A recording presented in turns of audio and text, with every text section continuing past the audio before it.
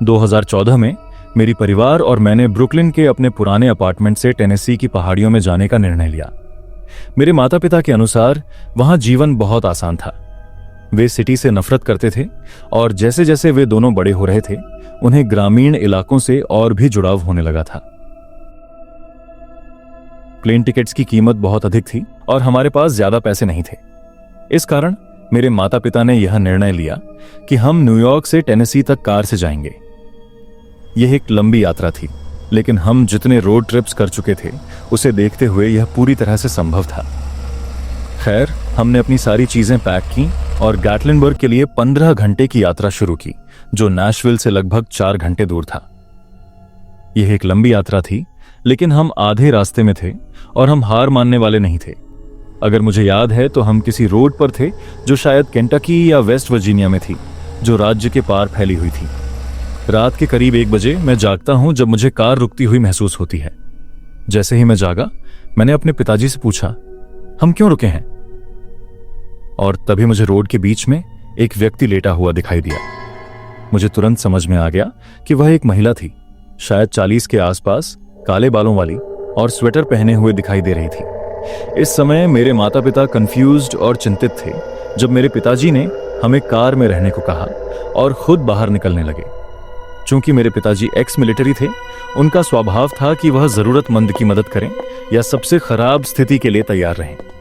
मैंने और मेरी मां ने देखा कि मेरे पिताजी महिला के पास पहुंचे, जो अभी भी सड़क पर मुंह के बल लेटी हुई थी, और जब उन्होंने उसे पलटा तो तुरंत पीछे हट गए। यह थोड़ा मुश्किल था देखने में, लेकिन हम देख सकते थे कि मेरे पिताजी घबराकर कार की ओर दौड़े और फिर वहां से भाग निकले।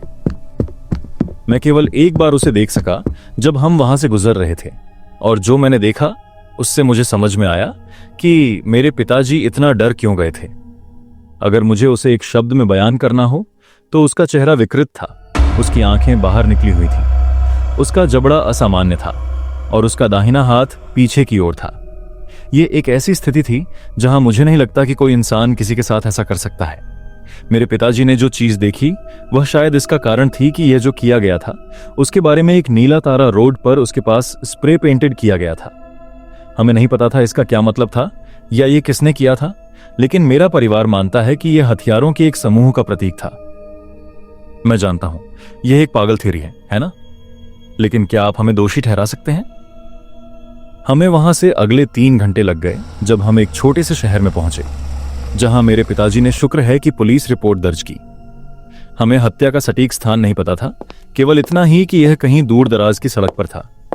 मुझे नहीं पता कि क्या उचित अथॉरिटीज ने कोई कार्रवाई की या नहीं, लेकिन मैं सोचता हूं कि उन्होंने किया होगा और जांच शुरू की होगी।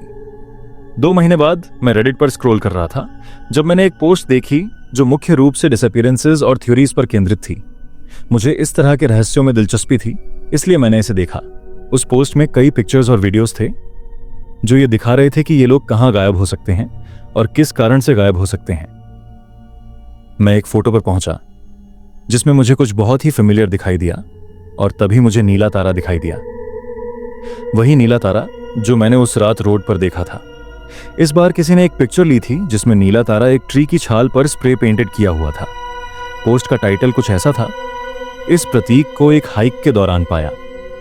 उस थ्रेड में कई रिप्लाईज और कमेंट्स थीं जो थियरीज पर आधारित थीं कि इसे किसने किया होगा। वहां से शुरू होकर कमेंट करने वाले लोगों ने इसे स्माइली फेस किलर्स से लेकर एक कल्ट के रिचुअलिस्टिक सैक्रिफाइसेस तक के रूप में समझा। यहां तक कि एक कमेंट में कहा गया कि यह शायद एलियंस का काम हो सकता है। सब कुछ कहने का मतलब यह था कि यह एक और किलर्स का समूह था जिसे स्टार किलर्स के नाम से जाना जाता था। सभी थ्योरीज मान्य थीं, लेकिन मैं सबसे उपयुक्त एक्सप्लेनेशन के लिए खुद को खोदने वाला नहीं था। मेरे परिवार को उस घटना के बारे में कोई अपडेट नहीं मिला और हम किसी अपडेट की उम्मीद नहीं करते हैं। अगर किसी के पास स्टार किलर्स के बारे में कोई जानकारी हो तो कृपया लोगों को इसके बारे में बताएं। 2007 में मैं ओहियो गया था, जहां मेरा एक दोस्त कॉलेज के लिए हाल ही में वहां शिफ्ट हो गया था। मैं अपने होम टाउन में स्कूल जाता था क्योंकि मेरे पास स्टेट के बाहर जाने के लिए पैसे नहीं थे और मुझे वहां जाने की कोई इच्छा भी नहीं थी। जिस दोस्त से मिलने में जा रहा था वह मेरा बचपन का सबसे अच्छा दोस्त था। वह ऐसा दोस्त था जो हमेशा आपकी मदद करता था और जिस पर आप भरोसा कर सकते थे। जैसा कि कहते हैं सभी अच्छी चीजें समाप्त होनी चाहिए, उस समर में वह दोस्त चला गया था। हालांकि चूंकि अब विंटर ब्रेक आने वाला था, मैंने सोचा कि इस समय का उपयोग करके मैं उसे मिलने जाऊंगा। संदर्भ के लिए, मैं नॉर्थ कैरोलिना में रहता हूं, यानी मुझे बहुत ज्यादा ड्राइव करना होगा। लेकिन मुझे कोई फर्क नहीं पड़ा, क्योंकि मुझे रोड ट्रिप्स बहुत पसंद हैं और हमेशा उन्हें आरामदायक पाता था, क्योंकि यह दिन के अंत में खुद के लिए समय होता था। मैं हमेशा रास्ते में विभिन्न राज्यों के अट्रैक्शंस पर रुकता था और वैली की तस्वीरें लेता था। खैर, यह घटना उस पहले दिन शाम को हुई जब मैंने अपनी यात्रा शुरू की थी। मैं केंटकी में I-75 पर ड्राइव कर रहा था जब मुझे एक साइन दिखाई दिया जिसमें अगले एग्जिट पर एक रेस्ट स्टॉप था। आखिरकार मुझे भूख लगी थी और मुझे अभी भी कुछ और घंटे ड्राइव करना था। ध्यान रखें, मैं एक रूरल एरिया में था जहां आसपास कुछ भी नहीं था सिवाय एक लंबी सड़क के। इसलिए मैंने सड़क के किनारे रुककर रेस्ट स्टॉप में प्रवेश किया, उम्मीद करते हुए कि वहां कुछ गर्म खाना मिलेगा। वहां कोई और कार नहीं थी और इस एग्जिट पर सिर्फ 2 जगहें थीं, रेस्ट स्टॉप और एक पुरानी दिखने वाली गैस स्टेशन। मैं अपनी कार से बाहर निकलता हूं और तुरंत नोटिस करता हूं कि गैस स्टेशन बंद दिख रहा है। मैंने अपनी घड़ी देखी और समय 3:30 था। ऐसा कौन सा गैस स्टेशन है जो दोपहर के बाद बंद हो जाता है? मैंने खुद से सोचा, लेकिन जब अंदर देखा तो मुझे यह समझ में आया कि वह काफी समय से बंद पड़ा था।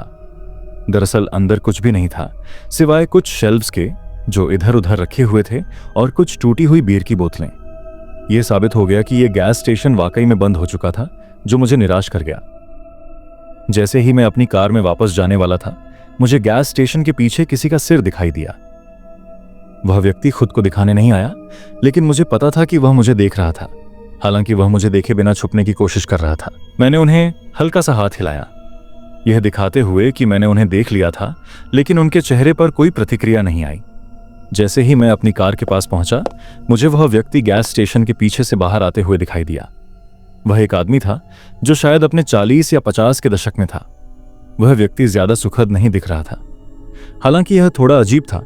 मुझे उसकी उपस्थिति से कोई खतरा नहीं महसूस हुआ, क्योंकि मैंने बस यह सोचा कि वह शायद बेघर हो सकता है। सम्मानपूर्वक मैं उसे बताता हूं कि मैं अब जा रहा हूं और उसे अकेला छोड़ दूंगा।